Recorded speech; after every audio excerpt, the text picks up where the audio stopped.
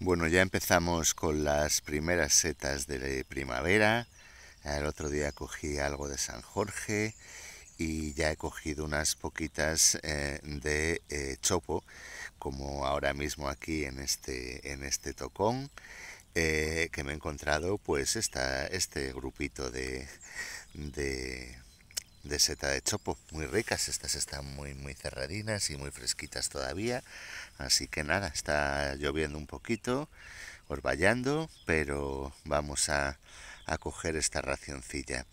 Y como siempre comento, no es tanto, por supuesto, el comerlas, sino el salir, respirar la tierra húmeda, el olor del bosque, el canto de los pájaros.